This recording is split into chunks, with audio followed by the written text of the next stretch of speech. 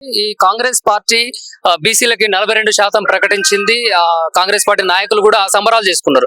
మళ్ళీ తిరిగి ఢిల్లీలో మేమే ధర్నా చేస్తున్నాం అని చెప్పేసి అంటున్నారు. దీన్ని ఎలా చూడొచ్చు అంటారు? ఏంది అసలు ప్రజల్ని ఏమనుకుంటారు వీళ్ళు? వాస్తవానికి అందరికి తెలిసిన విషయమే. రాష్ట్రం రేవంత్ రెడ్డి కూడా తెలుసు. అంటే మనం ఏం చేస్తున్నాము, మనం ఈ డిక్లరేషన్ వల్ల లేకపోతే ఈ మంత్రివర్గ నిర్ణయం వల్ల, మన అసెంబ్లీ తీర్మానం వల్ల ఏం జరుగుతుందో గతంలో అన్ని రాష్ట్రాలు చేసినాయి. సుప్రీంకోర్టులో ఉన్నది కాబట్టి ఏం జరుగుతుంది, కోర్టు ఏం చేస్తుందో నిర్ణయం తెలుసు. కావాలని చెప్పి ఈరోజు అంటే ప్రజలను మభ్యపెట్టే విధంగా నిజంగా కూడా బీసీలు ఈరోజు అంత అమాయకులు అనుకుంటున్నారు. బీసీలో కూడా అంత అవగాహన వచ్చింది. నిజంగా వాళ్ళు కాంగ్రెస్ పార్టీ ముఖ్యమంత్రి రేవంత్ రెడ్డి నిజంగా చేయాలనుకుంటే నీకు ఇతర రాష్ట్రాల్లో కూడా కాంగ్రెస్ పార్టీ పరిపాలన సాగుతుంది. అక్కడ చేసి ఇక్కడ కూడా నిజంగా తెలంగాణలో చేయాలనుకుంటే చేయొచ్చు.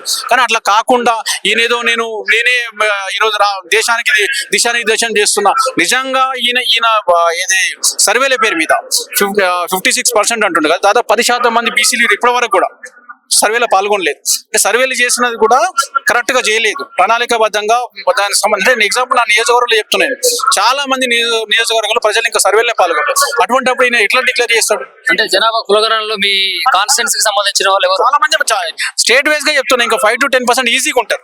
అట్లా తప్పుడు లెక్కలు చెప్పి ఈ రోజు తప్పుడు మాటలు చెప్పుకుంటూ మేమేదో బీసీల కోసం చేస్తున్నామని. నిజంగా ఈ రోజు గతంలో కేసీఆర్ పరిపాలన 27% ఇచ్చిండు, 33% ఉన్నా. ఇప్పుడు 42%, 10%.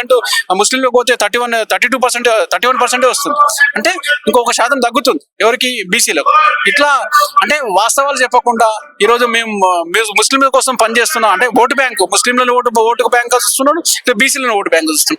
దానికోసమే కానీ ఆయన బీసీల మీద ప్రేమని మాత్రం చేయలేదు. నిజంగా కూడా ఆయనకు రాష్ట్ర ప్రభుత్వం నిజంగా బీసీల మీద ప్రేమ ఉంటే 8 మంది మంత్రులను ఇచ్చి కార్పొరేషన్ లో అన్ని కార్పొరేషన్ చైర్మన్ ఏర్పాటు చేస్తున్నారు. ఆ కార్పొరేషన్ లో కూడా 50% కార్పొరేషన్లు బీసీలకి ఉంటాయి. ఇస్తే అప్పుడు నిజంగా రేవంత్ రెడ్డి గారు అరే అన్ని అందరికీ సమన్వయం చేస్తున్నారు. ఇప్పుడు ఆయన ఇచ్చేటప్పుడు 3 మంత్రులు ఇస్తాడు. అసలు దాంట్లో కూడా ఎన్నో ఇబ్బందులు ఉన్నాయి. ఇట్లా రేవంత్ రెడ్డి గారి పరిపాలనే ఈరోజు అంటే అబద్ధాల పరిపాలనని మీ ద్వారా తెలియజేస్తున్నారు.